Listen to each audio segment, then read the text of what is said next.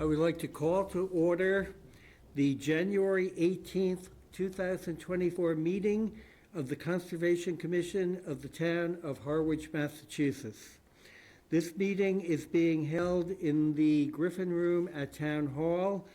People may attend the meeting in person, may access the meeting via Channel 18 on the local broadcast, or they can log on and attend the meeting remotely using the logon information that is shown on the town website.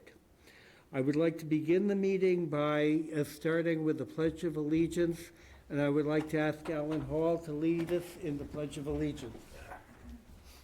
I pledge allegiance to the flag of the United States of America and to the republic for which it stands, one nation, under God, indivisible, with liberty and justice for all. Okay, thank you, Alan. Okay, the first item on the agenda is a request for a change of plan for Quassam Lane, map 7, parcel A49, SE 32-2367. Is there anyone present to speak for this application? If there's not, Mr. Chair, I feel comfortable in speaking for it. Okay, Amy, would you please give us a description of what the Sure. application is, and also please give us your opinion on how we should proceed? I sure can. In 2022, the Conservation Commission issued a permit to demolish an existing house on the property and to rebuild with a new house, pool, patio, and replace the septic system. This permit is valid until May of 2024. So what they would like to do, I believe you had copies of the plan in your packets. I also have ones here if you want to see it. They'd like to add a 4-season 18 by 18 foot sunroom to the existing permitted structure. It's proposed to be where a patio we already permitted is. It's between the 90 and 100 feet from the top of Coastal Bank. There's already, between it and the resource area, there's house and pool. The roof runoff would be directed into dry wells. They've already installed the mitigation for the project, and as the sunroom will be where we've already permitted hardscape, no additional mitigation would have been recommended by me. I would recommend approval of a plan change. Okay, thank you, Amy. Before we open it up to other questions, I have just one question to begin with. If their present permit ends in May of this year, do they need an extension on that permit? I've alerted them to that. Let me make sure their letter doesn't say it. I don't think it does. No, but I have alerted them to that, so they haven't requested it. There is a fee associated with that if they want, so I Okay. don't recommend you grant one tonight. And Okay, so we should wait until they Yep. request that extension. Okay, thank you very much, Amy. Now I'll open it up to comments or questions from other members of the board. Alan? I have none. Wayne? I have nothing. Brad? No, thanks. Mark? No remarks. Sophia? Nothing. And I have no additional questions. Are there any questions or comments from any members of the audience? Hearing none, are there any questions or comments from anybody online, if there is anybody online? Hearing none, can I have a motion on this matter? I'll move for approval of the aforementioned project. Okay. Second that. Okay, I have a motion on the floor and a second. Is there any discussion on the motion? Hearing no discussion, I'll call for a vote. All those in favor, please signify by saying aye. Aye. Aye. Opposed? Hearing none opposed, the change in plan is approved unanimously.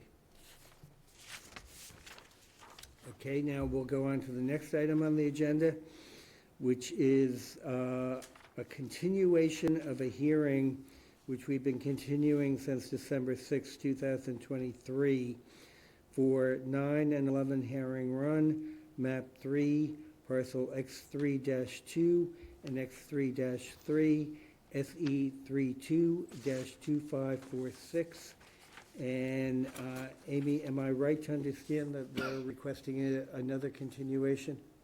They are, they're requesting a continuation to 2/7. In your site summary, which you have in front of you, is the rationale for that. If you want me to verbally go through it, I'm happy to. Could you briefly summarize it? Sure. They submitted revised plans late last week on Thursday at the end of the day, which is the week prior to a meeting. But I was off and away on Friday, so with the holiday, I didn't see the plan until Tuesday. When I reviewed the plan, we were talking with the applicants on a conference call. I had mentioned that I believe that our bylaw said that there was supposed to be 3 feet of depth. That mean the water around entire sides of proposed floats at the end of docks. They brought it to my attention that the regs, which are online, say it shall extend to a point where there is 3 feet. But the water dependent structures bylaw says 3 feet on all sides of the float. Because of the discrepancy on our end, they would like a chance to relook at that so they can do a possible redesign, so they don't have to request a variance. And then, Brad, I got your email, but I didn't have a chance to respond. Maybe we can talk about that later, Okay. or now, but whichever you prefer. I think it depends if we can talk about that independent of this hearing, because we're not. Yeah, it's kind of a general we're not comment. So maybe later. Later. Okay. So I think it's only fair to grant them that continuance, and then we can rectify that change. I don't know why it wasn't included in all the other changes that we had made to the regs as a result of the bylaw approval, the changes to the bylaws at 2022 town meeting, but maybe an old edition, maybe an older rendition went in. Regardless, I recommend continuing to 2/7. Okay, thank you, Amy. Does the applicant for this matter have anything to add to Amy's comments? They're not present. They're not present. Okay, then we will proceed with any comments or questions from members of the board. I'll start this time with Sophia. I have nothing. Mark? No remarks. Brad? Nothing from me. Alan? Nothing? Okay, I just have one question, and it's really a question more for Amy. This matter has been continued a number of times. At this point, should we just continue it indefinitely, or do we have some certainty that they'll be ready to present at the next meeting? This was an error on the Conservation Department's end as far as making sure that our regs and our bylaw didn't match up, so I don't want to penalize them for that.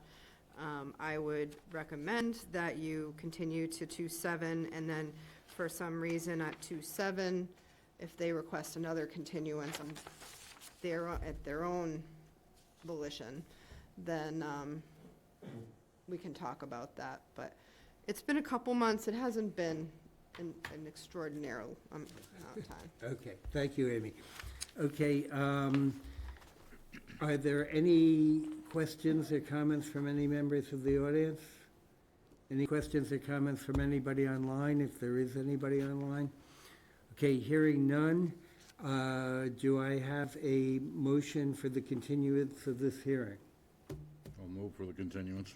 I'll second that. Okay, I have a motion on the floor and a continuance, and I would just like to make an addition to that motion, and that the continuance will be until our meeting of February 7th, 2024. Is that acceptable? Okay, is that acceptable to the one person who seconded? Yes.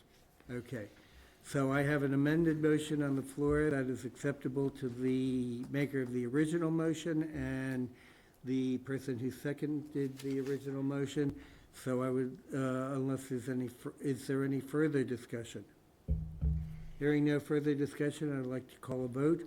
All those in favor of the amended motion, please signify by saying aye. Aye. Aye. Aye. Opposed? The motion carries unanimously. Okay, I'd like to move on to the next item on the agenda, which is the approval of minutes. And I would like to take these separately since they're fairly distant in time.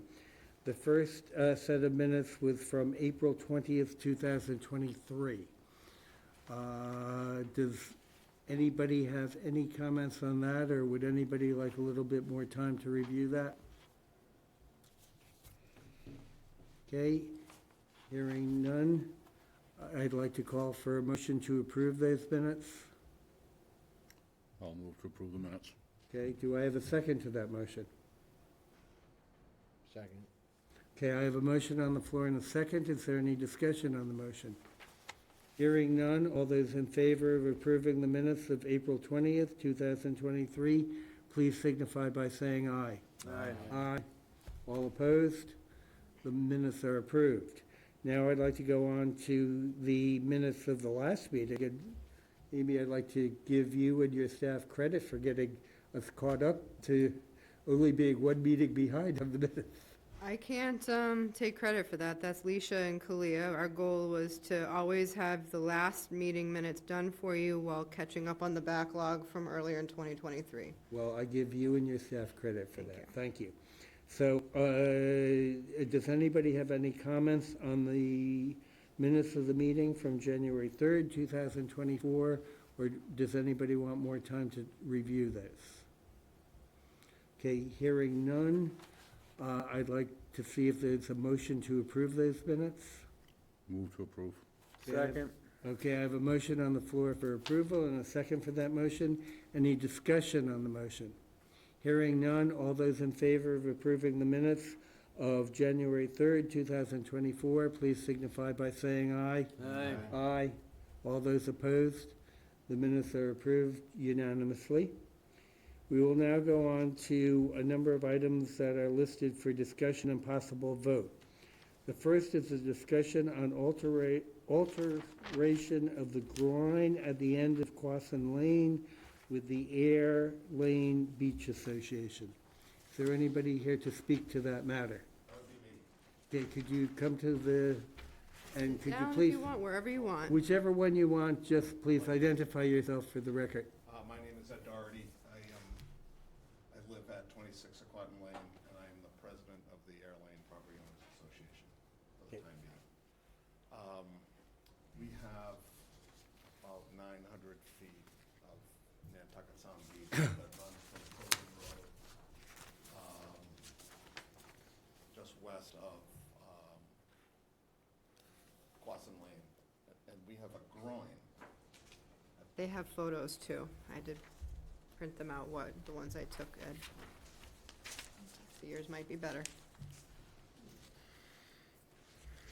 Thank you.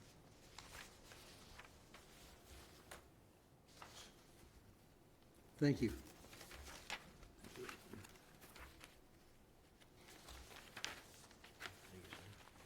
I'll take one for the record, sure. Thank you. A little bit closer than mine. So, the first picture shows this groin looking east. And it's cutting off access to the beach west of Quasin Lane. So, the second picture shows the grade change. So our elderly or older beachgoers are having trouble negotiating over those rocks. So what we'd like to do is make a 5 to 6 foot wide path through there, reset the stones that are there,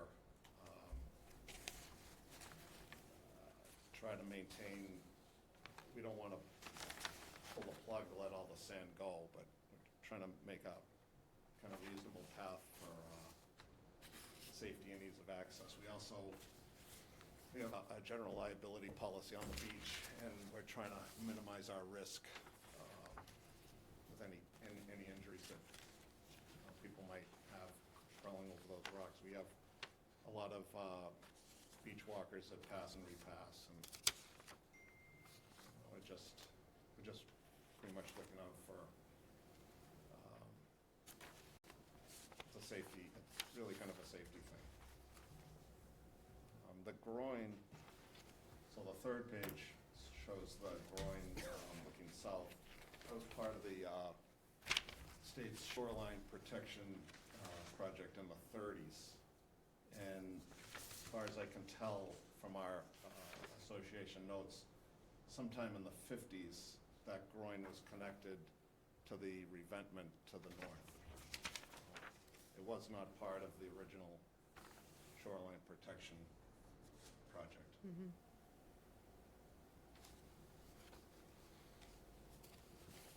Okay, thank you. I'd like to start with any comments that Amy may have on this matter. Yeah, so the Air Lane Association is just really looking for the commission's guidance on how they might proceed with this. It's kind of an unusual request, so I wanted to bring it to you because I wasn't quite sure how we should handle it in terms of if it would require, engineering plans to do or not. What I prepared for the commission, I can get this to you, is kind of late today, I did it, was the image, and then down here is kind of image of an aerial showing the groins that are in this vicinity of this one with an arrow pointing to the one we're talking about. You can see the other groins are not physically connected to these revetments, and they actually, in not being connected, it's actually allowed sand to pass a little bit more freely from west to east. And there's not quite as big of a drop at any of these other groins from one side to the other in elevation as there is in this one here. I don't know why they connected it, I don't think, but they connected it. And what happens is the sand, sand doesn't make a hard right-hand turn, or a hard 90-degree turn, and it doesn't, it just keeps eroding in this area. So, the request is twofold, and I'm wondering if it's kind of two different processes. Creation of a gap in the rocks. We've allowed that one other time, but it was smaller. It was literally like probably 1 foot to 2 feet. You're requesting bigger. And then the other request is to reset the stones. Do we know kind of the extent of the work required there? Is it just really above the mean high tide line that you're? Yes, it is, yep. Okay. So It is we're- starting we're to in that- We're fall. in that area that it seemed like, from our notes, the association notes, in the late 50s, they connected it. And we're in that, and I think when you and I looked, there was a different, like-in-kind stone. Right. So we're looking to stay well north of, we don't want to get into the water. Okay. With even resetting the We're gonna be stones. resetting. Okay. And we do have a point of access through our own property. There's a path on the next street over that's, It's right here. That's straight over. it's about 5 or 6 feet wide without any vegetation. So I'm thinking a little mini can crawl in there, Yeah, down here yeah, and come along the beach. And there is. at low tide. At Yeah. low tide. So it wasn't something I felt like I could do administratively on my own. It seems like a fairly minor thing, potentially. Had that bank on the north side of this not been protected, then I'd be much more concerned that by putting a hole somewhere was gonna have an adverse impact on erosion on that bank. I don't see that happening. It's all armored. So it's, my recommendation is either an admin review that you give me the authority to do using that access with a mini, or having them do a request for determination of applicability with us. But if you choose that route, to what extent would you want to see any type of plan?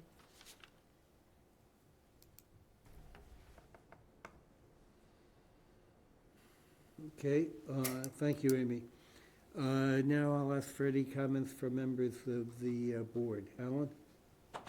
Seems like a good solution to me. Just take the rock out up by the toe of the banking and make it so you can have access there. Maybe if you stagger the stones when you put them back in, somehow that would make a barrier or deflex. You go through that path on an angle or something. That's what we're kind of after. Do a path on an angle. Yeah. I think it would, Yeah. yeah, good luck. I have no problem. Wayne? The state built those jetties originally? They did. So Mm-hmm. I Do have, do they have any ownership of those now? so apparently we own them. Okay. Yeah. Is that right? That Yeah. no one really knows, so. I'm sure. Seems like the state does what they do best. They, relinquished ownership and to the, Town and to private to the property. private property owners Yeah. and told nobody, Huh. except maybe Amy. I don't know. It never, it was way before my Yeah, time, so- but essentially, they just relinquished, Through the any hands of- liability, they just were like, they're yours now. So I did actually, a few years ago, I went to the shipyard in Hingham and got the plans Oh, yeah? when they built these things. Oh, interesting. 1935, I think. Wow. We'd love a copy if Yeah, I got we that. could Yeah, make a that'd be copy of interesting them. to see. Yeah, I can drop some by. Thanks. Yeah, I don't personally have a problem with this. I think, you know, whoever's doing the stonework, if they just set them back in there, make sure they get the same elevation on the bottom, so Yeah. there shouldn't be any problem. I don't have any problem with it. Brad? Thanks for answering the question on ownership. I was curious about that too. Ideally, I'd love to see the jetty go, but it's not that. So what is your opinion on those groins? I think that they disrupt natural sand movement along the beach. Mm-hmm. And they can cause problems to some properties. Yeah. Other Yeah. properties, they cause accretion, and it's positive. Yeah. But overall, I don't think, other than maybe some marine habitat they provide, Yeah. I'm not sure they're a great idea. So if there's ever an opportunity to take them out, I think it's a good thing. You're not looking to do that, so. Not right now. no. Right, yeah, so I think, I have no problem with what you're proposing for moving stones. My one concern is the machine going over that path. That- I walk the path. Yeah, I'm a little concerned about, you know, what width would the excavator be? I almost think you need to have a plan in an RDA that describes what you're gonna do. Yeah. No engineering plans, you know, it could be as simple as possible, but that's the one thing I have concerns about, because you're gonna contract that out, I believe, right? Yes, yeah. Yeah, If it's helpful, it's a 4-foot wooden boardwalk now. mhm, And they probably have 1 foot of clearance easy on either side with no vegetation. right. So there shouldn't be a reason why a mini, and I'd be happy to meet with the contractor, So more, should, I don't think they're gonna hurt any vegetation. yeah, We could always stipulate too that they'd have to put down matting. right. I think knowing the width, I mean, a 4-foot mini, can a 4-foot mini move those stones? I would not think so. I would think a 6-foot width is needed, Minimum. and therefore, that's my one concern. A Okay. 6-foot excavator. So at least with an RDA, we could, document it and have a narrative plan and then avoid any impacts. I wouldn't wanna make it any more difficult than that, because I don't think you need engineering plans, I don't think you need Yeah. a consultant plan. But that's my first thought is, I worked on a project out in the vineyard, and it was, you know, once it's permitted, you have to hope the contractor doesn't damage Yeah. really sensitive habitats on the other side, and so I think with the width of the excavator, we should have Yeah, if it's, some provisions. did you speak with the contractor? I have a couple that I've spoken with, yeah, but I have not really engaged with them because I wanted to see Yeah, where yeah. we're going with this. That's the only, Didn't So- want to waste anyone's time. yeah, If it's, we'll have a couple more people, but maybe you talk with them, and if they say they can do it at a small width, then we can do it this way, but, So we do have a little more space if we pull the railing out. There's the Yeah. composite walkway. right, And then the handrail. And then there's a lot of room on the other side of the rail still out any vegetation. So, Is it there- might be just at the bottom that we might need to, put some mats down. yeah, But that grass is resilient. I mean, we're not gonna kill that grass if we mat it. any access points a little bit to the east, it would be, just So seem, so we have one more landing and it's steps. yeah, And then we're on Pilgrim Road, and I'd really rather just kind of handle this yeah, in our own association. right. Yeah, that's, otherwise, that's the only concern I have is, you know, the potential for a contractor to, you know, not be careful, and all of a sudden you're tearing up a resource area. So an RDA is what exactly? So it's called a request for determination of applicability. It's a couple pages. It is a formal hearing. But I think it's worth asking the question to your contractor first, and I'm Yep. happy to meet the two of you down there. Yep. 3 of you down there. And see if it's what's needed. If it's not needed, then if Sophia and Mark still have to weigh in what the purview of the commission is. But if you can get in, if he thinks you can get in there without any disturbance to vegetation, we might be able to do it administratively. If he's gonna have to disturb anything, then it would be the RDA, which I can help you with. So Okay.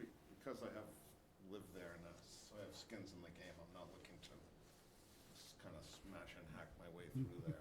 Yeah. Because I've got like 50 people who would like probably have my head on a platter. Brad, do you have any more comments? Nope, that's all. Okay, Mark? Couple things. How long is the path to get down to the beach, roughly? Any idea, Paul, how long the path is? 75 feet? I was gonna say maybe about 100, maybe at max. Yeah. You guys live down there, I right? haven't seen that path. Is it fairly flat, or is it? No, it hasn't, so It's not steep, though. It's not steep, but it is somewhat terraced. There's a Yeah. composite boardwalk, and then you come into terraced landscape areas. And also gradually drops you down onto the beach. How high are the terraces? So it's probably, those are 6-inch, it's like a 6x6 timber. Might not be a silly thing to walk that machine in on some tires with no rims, and that will elevate it above Yeah. the walk, and they can straddle it. Yeah, And do the same thing right down the terraces. If you get a machine that's about 6 feet wide, it's probably gonna be a 9,500 or 12,000 pound machine. yeah, And that would work out pretty well, probably not do any damage. yeah. Is there any conversation about nourishing that beach at any point? So we're always on the hunt for sand. Well, what I'm getting at is if that's in the window of thought, does it make sense to not touch the rocks and push some sand up over that, if you're gonna put sand in there? It won't stay. Excuse me, could you let him speak first, and then we could get comments from you, before we finish the matter? You're welcome to join.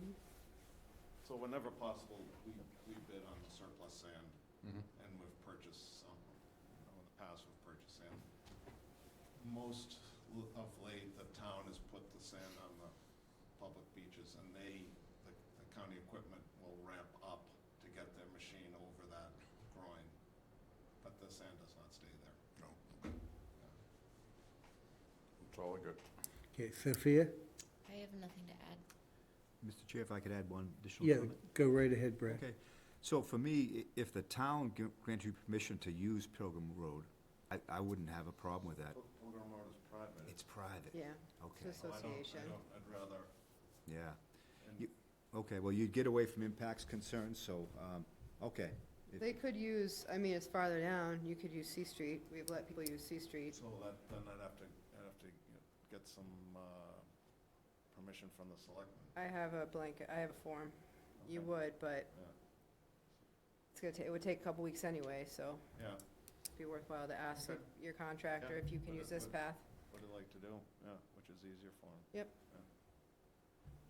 Okay, the only, I had one question and one comment. The question is, could you just expand a little bit on the necessity of doing this? So we have, it's mostly for safety for our older beachgoers, because they've got to transition over.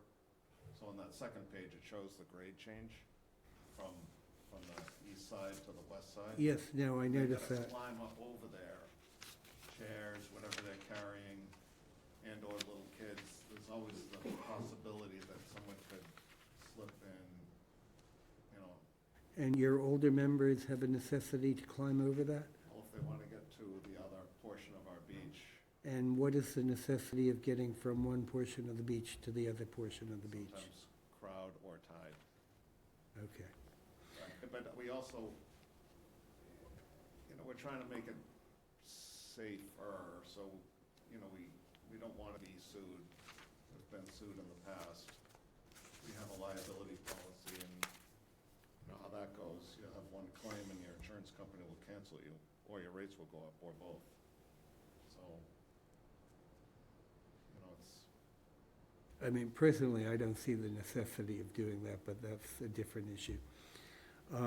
Then I think the comment is that, hearing Brad's comments and some of the other comments, I think I would prefer that we go the RDA route with this, just to make sure that we have, a full public hearing on this and that all the issues get sort of aired out in public before we make any determination on how to proceed on this.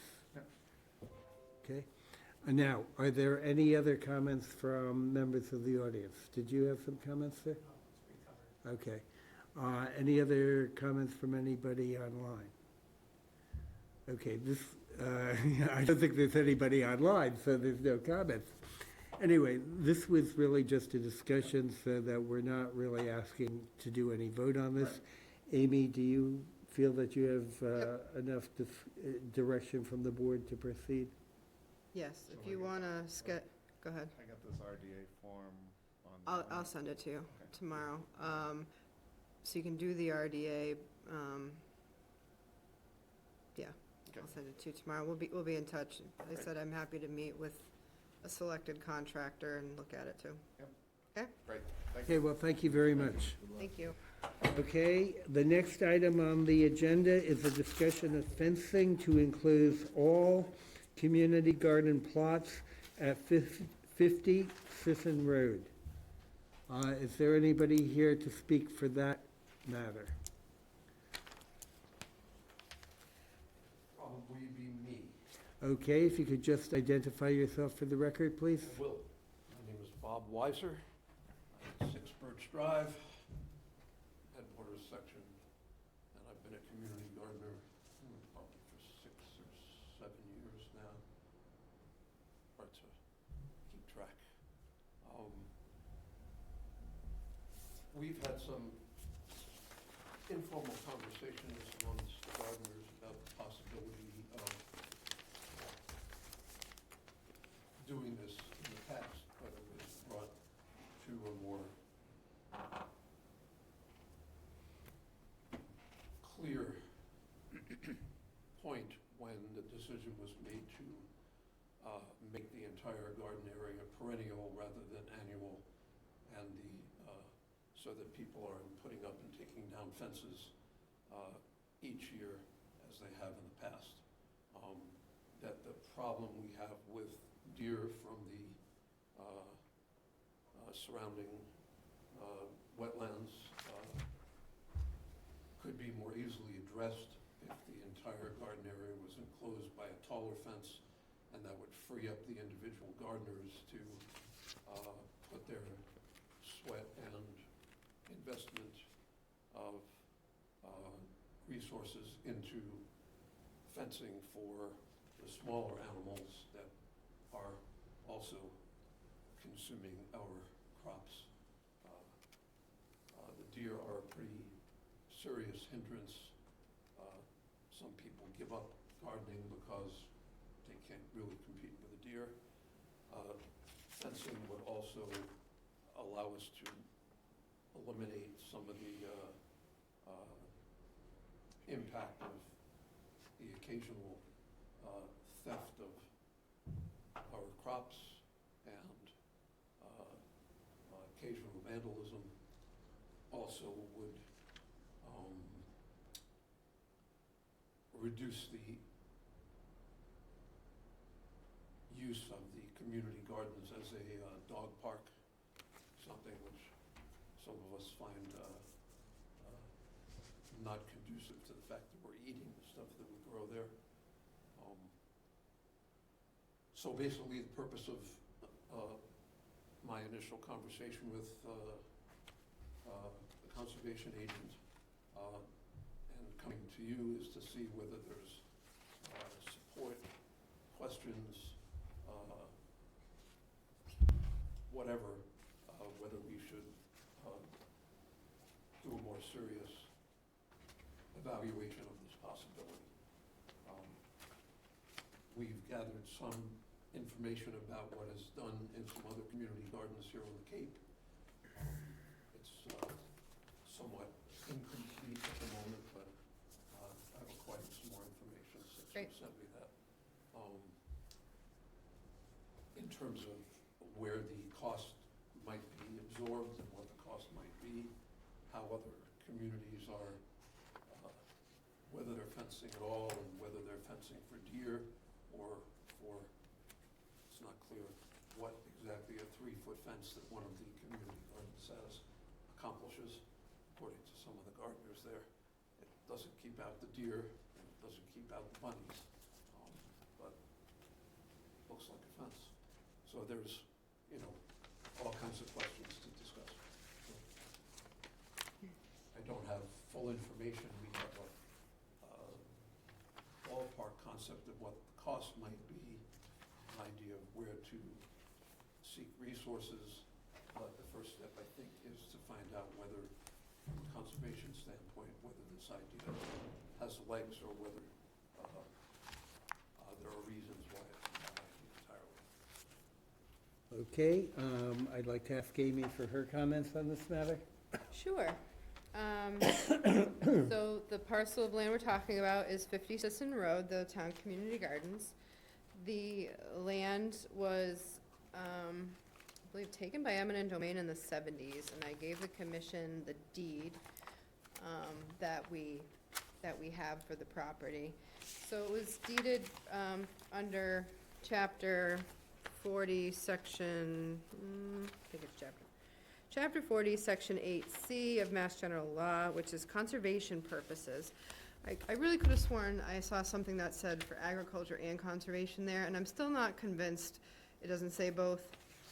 Regardless, it's been used historically for agricultural purposes, and we've used it that way ever since. So, did a little research on the deed. Because it is town land and it's town conservation land, does have to remain open to the public. So we chatted a little bit about how maybe we can accomplish better protecting the gardens while still allowing for public access to the parcel, because Mr. Weisser's proposal when we sat down was to do a perimeter fence around the community gardens, not down the middle road to it, but around the perimeter of, and put a gate up, not up to the road, but where the gardens kind of start, so that people with maybe a combination or something could get into the gardens, but there would still be room for people to pull in and park if you're pulling in there, maybe right to the right and walking the rest of the parcel. We do have to provide access. We talked about pros and cons, and I reached out to my counterparts in all the 15 other towns, and thus far, this is all I had gotten was the spreadsheet that is on your desk tonight. And really, I was looking to see who oversaw the gardens, what was the fee, was it fenced in by the town? If so, what kind of fence? A lot of people didn't answer that question. Who pays for the water, and is it well or town water? So by no means a comprehensive list, but hope to get more information there. The Conservation Commission has kind of two roles in this proposal, because one, the land is under your care and custody, but also should you be in favor of pursuing this, then the proposed fence of any variety is going to be within Conservation Commission jurisdiction, because it's going to be within 100 feet of a wetland, and potentially in one or two places within 50 feet of a wetland, which is your no disturb zone.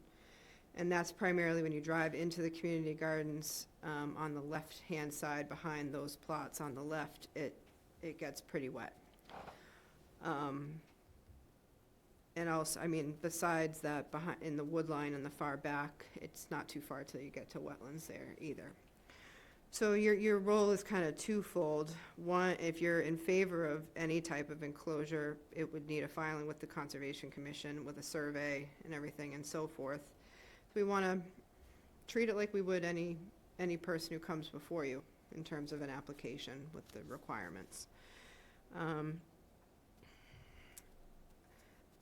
Mr. Weiser and the gardeners that he spoke with are looking at a 6 to 8 foot high chain link fence to keep out deer. And anything over 6 feet high would require also a permit from building department in some fashion. Typically, when we look at fences, we require a lot of homeowners to pick up fences off the bottom so that there's, say, a foot or so clearance, so bunnies, smaller things, even coyotes can still get through. Deer wouldn't be able to.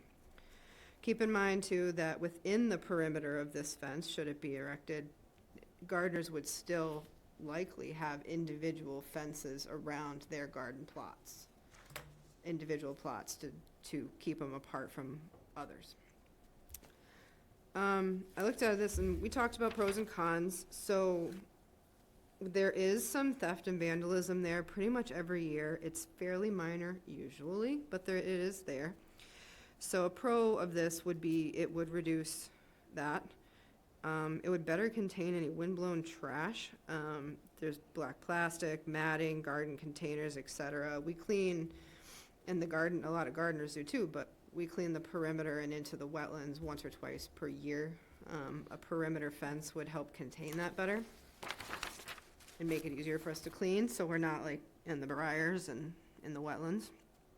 It would keep deer out, which, having been a gardener there in the past, they really do predate the gardens heavily, and a 6 foot fence they will jump over easily.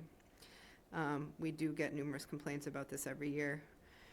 Cons, they're not all cons, I would say. They're just other factors.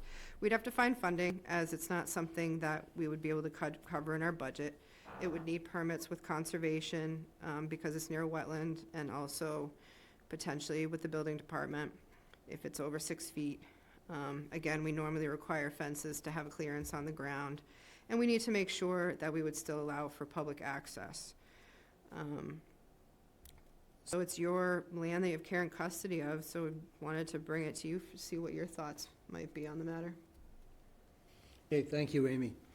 I'd like to ask for comments or questions now from members of the commission. We'll start with Sophia.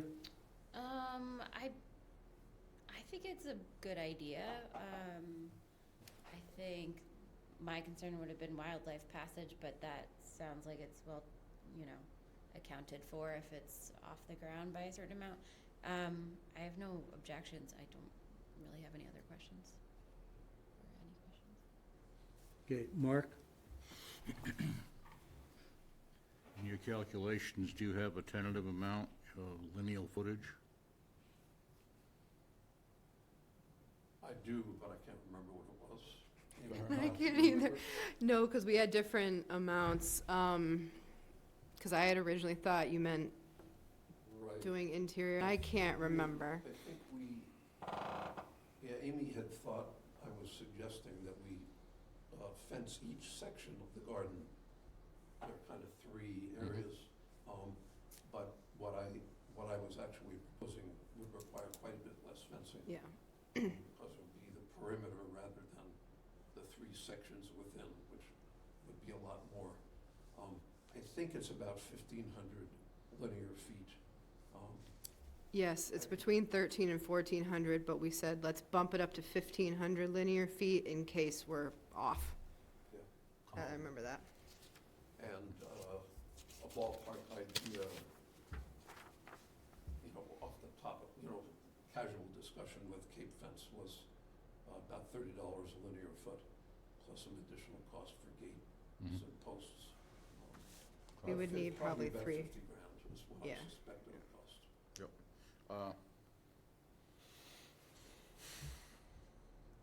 Access for tilling would be a concern. So. We don't do that Zoning anymore. isn't happening anymore. It's not? No, the commission voted to make all the garden plots perennial, so allowing people to keep fences up and everything. And we'd said, okay, if we do that, because that was the want from the majority of the gardeners, was that we were not gonna be tilling anymore since they wouldn't be taking their fences down. So, I missed that. you may not have been here at that meeting.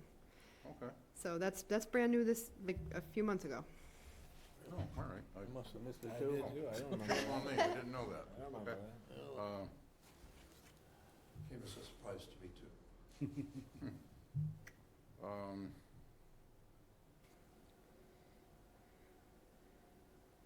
As a pretty avid gardener, I gotta tell you, the deer population in the area is pretty extensive. In this application, I would support having that fence right on the ground. And I would encourage the bunnies and squirrels to walk around it. If anybody's gonna go through the trouble and the expense to secure that as a garden plot, may as well have a little more benefit out of it. I'm pretty sure that they would have the wherewithal to figure it out. But that would be my preference, and I would, in general, support the idea of securing it, because I think it would be a better feature in general. Okay. Thank you, Mark. Brad? No real conservation concerns in terms of, buffer zone issues. It's really just management of a conservation property. And I guess my concerns are the cost of $50,000 fence and then the need. So I think that's where I am. I'm not certain of, is that a priority, for this property? But I don't have any conservation concerns. I guess I'd rather see it allowed, traffic underneath as opposed to what Mark just said. But it would come back before us, right? It would have to. Yeah. You're not voting, this is just Yeah. kind of to gauge your interest and get your Yeah. thoughts on it. And it's all 50 to 100, right? The distance from the. I don't know exactly, that's Okay. my guess, it would we'd need to, Yeah. it would be me doing the delineation, so, I would not support any 0 to 50-foot fencing for this, Yeah. this situation, so. just so you know real quick, my intention is to apply for CPC funding in anyways, not necessarily for this if you don't direct me to, but for the well that we talked about. Mhm. So it either could be, if the commission is amenable, could apply for one pot of money for two things on this parcel. Thank you, Brad. Yep. Wayne? My concern is the money also. I don't know, 50,000, the way things are going today, it'll be 75 before it's done. And then we're looking for money for the wells. I don't know whether that CBC stuff is gonna be enough to cover both of them or not. I mean, what's the priority? It's the wells more than keeping the deer away, Gotta ask. Yeah. And they can the CPC I mean, has the ability to The deer gotta eat too. part. Unfortunately, I know how that is. They eat well. They're all over my property too, I know. But luckily, they don't eat cranberries. Okay,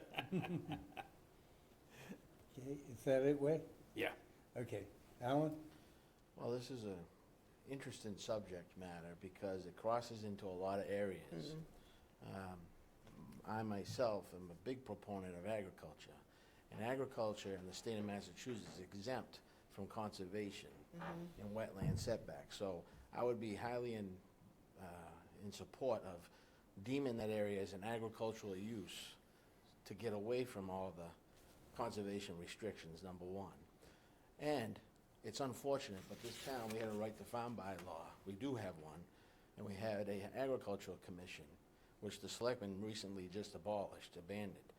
And I think that that's one of the avenues that this community garden should be involved into, is getting on the agricultural committee and promoting agriculture in this town, because it's a dying thing.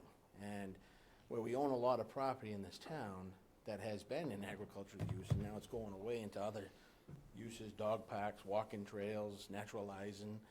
It's taken a lot of acreage off the map. So I'm in full support of the gardens down there. I don't know if I'm in support of the fence, because I don't know if that's the right alternative. I don't know if there's other means or methods of suppressing the deer out of there, but I understand your need, I got it, just don't know where that all falls into. And then my other comments would be, where we own a lot of property and care and custody in the town of Howard, maybe this could be part of that large capital plan, because we have other properties that we need to put gates in, because we have vandalism, we have people stealing heron, we have roads that are being used for motorcycles and dumping trash, and so there's a huge bucket out there of needs, up off of Birch Path, headwaters, the Great Swamp, the reservoir. So maybe this could be part of a larger master plan for the town to put up these things. So I know it's long-winded, but this is my last night tonight as a commissioner, so I wanted to put my 2 cents in there and do that part. So those are my thoughts. Okay, thank you, Alan. Okay, my 2 concerns are, one, as mentioned by a number of the other commissioners, the cost of it, and where that cost fits in with a whole series of other priorities, both for the Conservation Commission and if we're going for CPC funds, for that type of funding. The second concern that I have, which I don't have an answer to tonight, but I think we're going to have to look into, is whether or not this would be allowed under the rationale that this property was granted to the town, which is in Chapter 40, Section 8C. So I think we'd have to very closely review Chapter 40, Section 8C, and potentially get a legal opinion. And my concern with that is, that any type of fencing is going to have an impact on restricting access and how far we can go to doing that. So those are my 2 concerns. Okay, is there? That's the same stuff that we discussed previously. Right, and so I think we would need to resolve those issues before we would proceed. Jim, you wanted, if you could just say that again, legal opinion on the use? On whether or not the fencing would be allowed under Chapter 40, Section 8C. Whether fencing. And again, Because my it would main prohibit concern. access to a portion of the property. Yeah, because no matter what type, now the individual plots, they're essentially, given to private individuals, and therefore the fencing that they put up, I think, is fine. I don't think there's a problem with that. It's more temporary. Yeah, right, exactly. Not gonna book But there. what we're talking about here is fencing in a very large portion of this property that would have restricted access.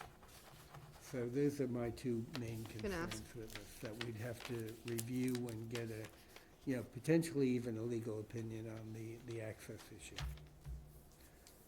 Now, is there any other comments from anybody in the audience on this? And again, I don't think there's anybody online, so if there's no other comments or no other discussions on this, I think, do you have any other closing comments before we end this matter? Just the thought that,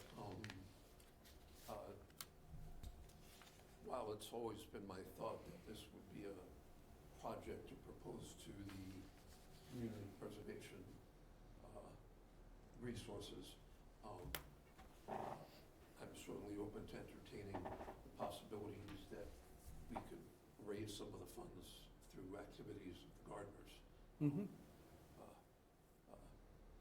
Perhaps we can have a deer hunt and auction off venison. There's an ample supply, but there probably are other more humane ideas that we can come up with. I'm, like everybody else around here, I wear multiple hats too. And being the music director of the Cranberry Festival and the person who presents the concerts for the Cranberry Festival organization, we might have a music event. There's a lot of things that we might do to raise some of the money.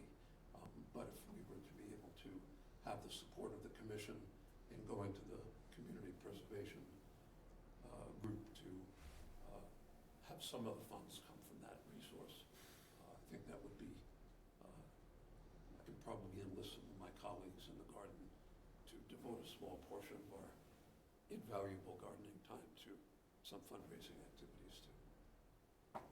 Okay, fine, thank you. Yes, Thank you. sir. Could you identify yourself for the record, please? Paul Reedy from Great Western And could you come You to gotta come one up of to the a mics, mic, Paul, please? sorry. Just one suggestion. The family pantry on Mhm. Queen Anne Road has a large garden that they have enclosed with deer-proof fence. They did a beautiful job. I assume that they had a lot of volunteer help to Mm-hmm. pull it off. But they used very large plastic mesh fencing that would allow small animals to pass through it. It would keep, I assume it's been fairly helpful with keeping deer and coyotes out of the garden. And certainly they could provide some advice on cost Mhm. and how well that type of fence worked. And if nothing else, it would give you something to see as to, you know, how that might affect just the appearance of the property. And as far as, you know, access and a gate, I mean, keep in mind that really what we want to keep out is deer. So I don't think we need to have coded locks and, you know, all sorts of things. All we have to do is have something, Okay. an agreement among gardeners of, last one who leaves in the evening, please make sure the gate is closed. And I don't think we need to, exclude anybody Yeah. from using the property for what we would like to get. It's a good point. Okay, thank you. I can Okay. definitely take a look. I'll definitely go to a field trip to the family pantry and take a look at what they've got. Okay, thank you, Amy. Mm. I think that would be helpful. Okay, if there are no other comments on this matter, I'd like to move on to the next item on the agenda. Thank you. Thank you. The next item on the agenda is a discussion of Bell's Neck Conservation Area Land Management Plan. And I'd like to turn to Amy for an update on this. Again, still reorganizing it. It's actually gonna take a lot more reorganization than I had originally thought. So with everything else going on, it wasn't possible for this meeting. I've gone through about half the document. So I'd hope for the February 7th meeting on that. Okay, thank you, I mean, if Amy. there's anything anybody wants to talk about, Yeah, we have the time. that's what I was just gonna ask. If anybody, well, I'll go around. Alan, do you have any additional comments or questions on this matter? I just think it's too bad with the Conservation Commission, we haven't put together a capital plan on some of the things that we discussed in the gates and different items, or putting some kind of an article together with some kind of a money in some pot to go forward, because that's a lot of property, and the drainage issues on Bells Neck Road, and especially in these last storms. You know, a lot of things are going on down there, and it's Mother Nature doing its thing, but if maybe we can improve it for access for people in the handicap and parking, that would be great. Okay, thank you, Alan. Wayne? Amy, did you ever get a chance to talk with the highway department about using the T-base up there, or not using it?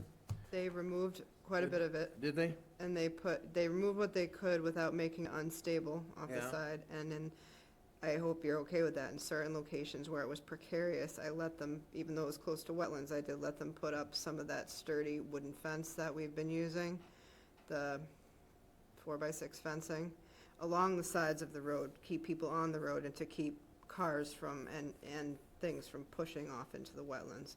So they have been instructed they cannot continue to use T-base at this time. They've removed some off the most sensitive areas where they were pushing into the marsh. And I said they need to review with us what they plan on using. Okay, good. That's all I have. Okay, thanks, Wayne. Brad? Just quickly, I've been through this quite a bit, and I've got a task list for things I said at our last hearing that I was gonna do. Haven't done yet, but they're pretty simple. A reference for climate change Yep. influences, Yep. an ArcView or ArcPro GIS map. Yeah. I pledged to do that, and the third thing was the reference for the total nitrogen TMDL, total mean daily limit. So really just a couple references and a map. And I think what I'll do is I'll just get those to you, Amy, by a week from tomorrow. That'd be great. And I can get that done, and that's probably the limit of what I need to do, I think, other than review the final. Okay, thank you, Brad. Mark? I haven't had a chance to read through that whole thing, but was there any provision in there for setting out a plan for reconfiguring the road system in there? And I think that needs to be There was, I believe, discussion about the drainage and but not about redoing things completely. Well, We can after certain- this past week, Yeah. you know, with the flooding up at the other end and those houses being cut off, there was a conversation about replacing that footbridge Yep, with a vehicle bridge, like Yep. it was years ago. yep. You know, maybe that's an appropriate thing to be giving consideration to. So there's access or emergency access to those other folks up there. But would addressing North Road be part of that, up there by that little cottage? Or would So be out of that is bounds? being addressed by the town's low-lying road study that is being undertaken right now by Ty and Bond has been contracted to do that, and that location is one of the ones that's on the priority list, as well as Bell's Neck Road at various locations north of Smith Street. But the pedestrian, now the pedestrian bridge isn't lost on me, because now really only at the low tides can you even walk to that from the south side. So it's something that I'm gonna look at for potentially, I know you had said for vehicular access, we could certainly look at that, or to replace it with a ADA boardwalk that would, raised boardwalk that would extend from the bridge all the way to the other North Road on the south side, to get it up off the marsh, because right now it's dangerous to walk from the bridge south. So both of those are on my radar, working with Natural Resource Conservation Service potentially for some funding to restore salt marsh, but improve access in some way, shape, or form. So it's just at its infancy. But that could be in the plan as well.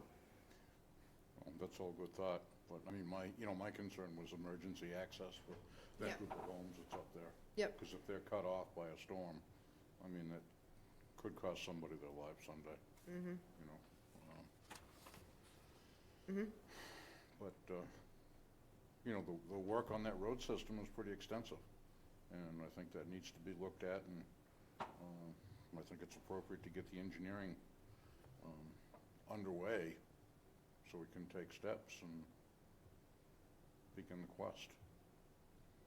That area is on North Road is one of the highest priorities to look at, to be able to maintain access for emergencies, because as we know, I mean, we had 3 flooding storm events in a month, and where that was cut off.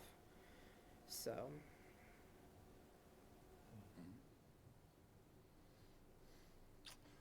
That's it for me right now. Okay, thank you, Mark. Sophia? We briefly talked about the plant list, and I guess I just want to offer, if you can't find what I posted, if you give me a heads up, I can probably get close to what I had. Okay. Because I have pictures from that day when I was IDing Yeah. stuff. I'll let you know. And I don't mind. And the plant list too, that can be a working list over time Oh, great, as okay. well. That's what's really meant to be, so. Sounds good. Okay, thank you. Do any of the members of the audience have any comments on this matter? Okay, hearing none, I'd like to move on to the next item on the agenda, which is a discussion of Hinkley Pond monitoring report. And I'd like to turn to Amy for a status report on this. So since your last meeting, I did meet with the Natural Resource Director, Don Yanuzzi, and went over what the commission had required in the order of conditions for the Hinkley Pond treatment. He hadn't been left with a lot of material, so I've been getting him a full set of materials on things. It does seem additional testing beyond the 3 years when CPC funds were allocated had not been budgeted for or requested. We require 10 years of testing for Hinckley. I have reached out to the accounting office, and I still haven't heard to see if there are funds in that line item. Because it's not in my budget, I don't have access to see that in our software. So waiting here on whether there's still CPC funds, because I believe we had asked for $600,000 total in funds, 75 of which was for landside work, which is still being hashed out with DCR, before it comes to you. But we had budgeted, I think, about 500,000 to be used for alum, and drastically less was actually used for the alum, needed for the alum treatment. I just don't know if Heinz had turned back any excess funding to CPC for that portion. I know he didn't for the portion I'm helping with. So if there's funding available, that would be great. That we could, I could talk to CPC at an upcoming meeting and seeing if we can, since it's all related to the project and there's a monitoring requirement, if we could use those funds for monitoring. So it was 10 years, and when I compared, I actually have them here with me, I'm not sure you do, the two orders of conditions for Hinckley and Skinnequit. I didn't go back to Long Pond because Long Pond was almost 15 years ago, and just everything's very different with alum treatment now. So I looked at Hinckley and Skinnequit and compared what we required for after treatment monitoring. And the difference is, the only difference is that for Skinnequit, we were only required 5 years. And for Hinckley, we required 10. So that's a subject to talk about, to see if Hinckley, I think Long Pond, it had been 10, but honestly, I don't think the town complied fully with 10 years of monitoring for Long Pond. Again, I didn't put that order of conditions in your folder because it was just, it's very different, and it's a while away, or a while ago. Or if you feel, if we can change Hinckley to be 5 years instead, then we would only need 2 more years of monitoring, really, for it. But if you think that's sufficient with all the different parameters for the water quality that's in Hinckley Pond. Okay, thank you, Amy. Now I'd like to see if any of the commissioners have any comments or questions, and I'll start with Sophia on this. I have nothing. Okay, Mark? Only issue I've got about that is and we can issue all the orders we want, but, if it doesn't get done, it's nothing more than a wasted piece of paper, so, there needs to be some direction in place to make sure that it happens. Mm-hmm. Otherwise, it's just another thing that doesn't get done and goes nowhere. Mm-hmm. So, Okay, Brad? Yeah, a couple things. So, yeah, I agree the monitoring's important. There's a lot of tension with alum treatments Cape-wide, and I'm involved with discussions with other towns where I think people, there's not a consensus on using it or not. So I think the monitoring is really important to show what happens. And so I think we should find a way to have some conclusion on what happened in Hinckley's, And I think the last time we talked about this, Amy, you felt we couldn't change an order for an expired permit. So how does that go then? Is it a new vote to, what would the process be? I haven't asked I haven't asked for counsel yet. I think you could vote to reopen a hearing. Okay. For something expired to, and have a public hearing, an advertised public hearing on it. Yep. I think. I don't know for certain. Yeah. So I like the more data the better for me, but I also think 10 years is a big window, both in terms of comparisons to public versus private requirements, and then also just taxpayers' interest. So one thing, John Ketchum advocated using the PALS data, and I looked at it closely. I could probably be okay with having a 5-year period, and then after that, relying on the PALS data to supplement the story. Mm-hmm. So that's one thing. I don't know if that's, meaningful or not cost-wise, but, I could probably be okay with a process to modify that 10-year requirement. The PALS data is not as extensive monthly. Right. It's fewer months. I see it relies on volunteers, so I see a lot of cases where they miss things. And Yeah, so, there's no consistency. you need continuity when you're sampling to make sure you can interpret it Yeah, accurately. so I think the PALs could be useful, but I wouldn't want to have no 5-year window where we had, Or Good maybe you do at the 10-year mark, maybe you do 5 years and then do some intermittent data, and then at the 10-year mark, you do another big yeah. It's an report. important story, you know, because we are seeing elevated turbidity in Hinckley's post-alum treatment. And I'm not sure what that's all about. I did put sorry I hadn't put it in sooner. I did put the 2022, which is the last report we have for Hinckley, in your Dropbox. So if you haven't read that yet, that's the last update we have. And does that mean we have 3 years of data? We have 3 years of data. Okay.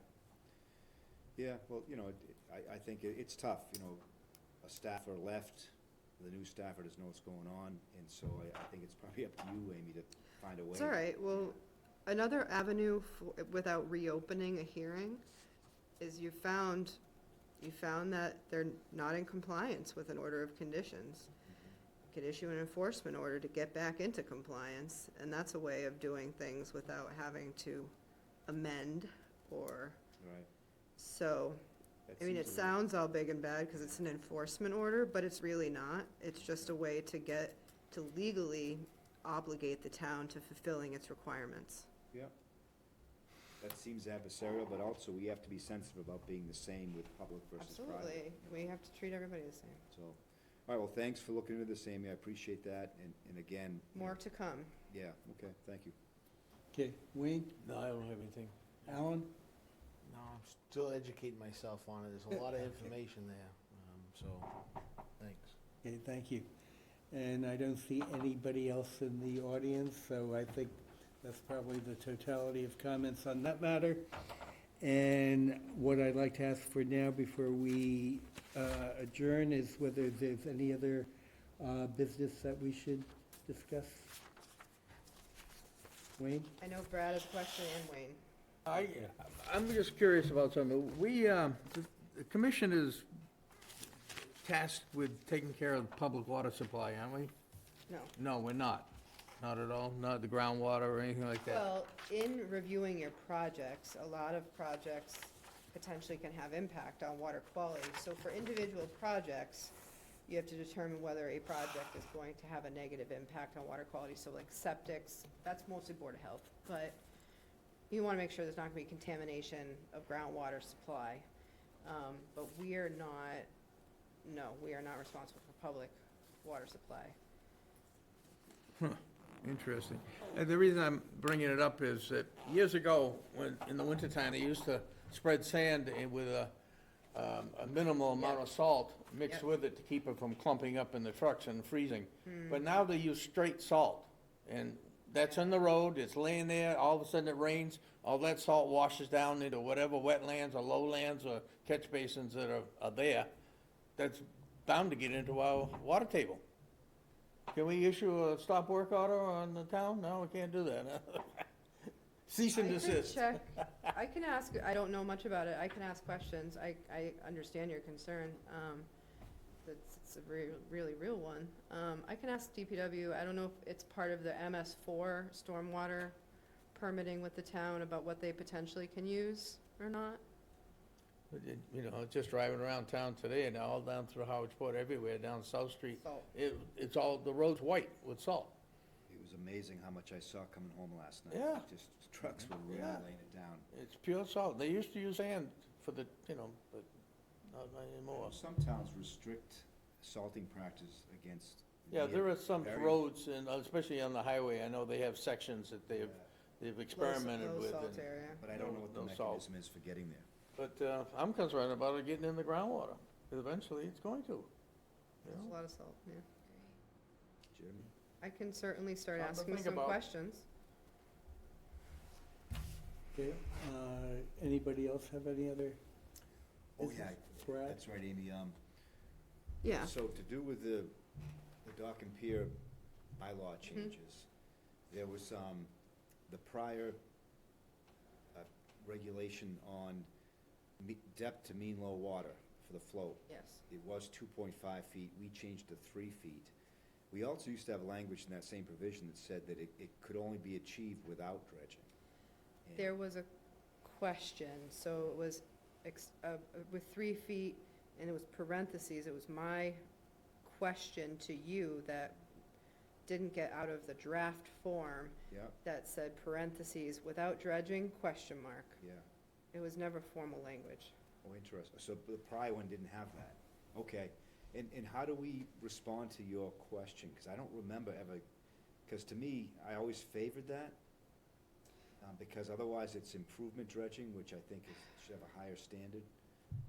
The direction I received from this board, and I'd have to go back and listen to a tape, but my recollection is that I had asked, that's why I put the parentheses without dredging question mark, because I asked the question of this board, and the consensus was to not mention it and just leave it up for interpretation. Yep. I'm just saying that mostly off memory. I Yeah. can go back, Yep. but I don't remember exactly what happened. I certainly don't favor allowing it with dredging to achieve that depth. To me, it's kind of counterintuitive why you have that depth to protect the resources that are there. But I don't know what happened. I don't remember. I could have missed a meeting, or it might have been kind of a compromise, because I know that at the time, we wanted to find ways to not make dredging more difficult. right, Not so much for Dock and Piers, but for other locations. yeah. And there was a Right. push with Waterways to work with them to try to find a way to make it so. Okay, I just wanted to check to make sure that that little snafu with the other component wasn't related to that Right. language. Okay, thank you Yeah. for checking into that. Okay, and The last thing I have is, are you leaving this commission, Alan? This is the last evening tonight. No yeah. kidding. Yeah. Well, I'm sorry to hear that. Well, it's been a great journey, and I appreciate all the work we did End together. of your term, or what's? Well, I did 3 years, it says 24, it's just that I have so much going on that I have to Yeah, focus on more things and I don't doubt that. higher You're objectives. not getting away. You're like a wealth of knowledge that Yeah. I can call upon, so. Yeah, no, I put in my resume that, I mean, not my resume, sorry, my resignation that, getting off the board, but I'll still be more, involved and active as needed in the community, so. Could he be an associate and come when he wants to? Yeah. Is that possible? We don't have any. We don't have any alternate or associate members. Well, Possibly. We'll All see. right. We'll see. See what you want to do.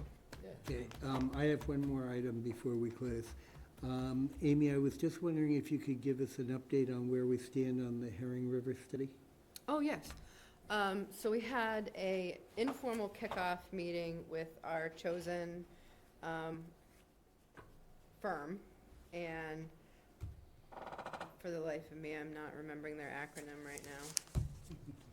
That's all right. Anyways, we had a kickoff meeting. Now is the time for their data gathering. Study doesn't actually begin until late spring and early summer. But we have Leisha, I tasked Leisha with locating all the properties on the Herring River that have a water-dependent structure. If they have a water-dependent structure, locating the permits and plans for them. And I think she's just finished that and put the permits, plans, all the conditions in a Dropbox folder for them, so they can access it as they will, so it's less of a lift on their end to come have to do study. So they've been diving into all those plans for what we have on existing structures out there. And then like I said, in the spring, they're also doing literature review right now, on if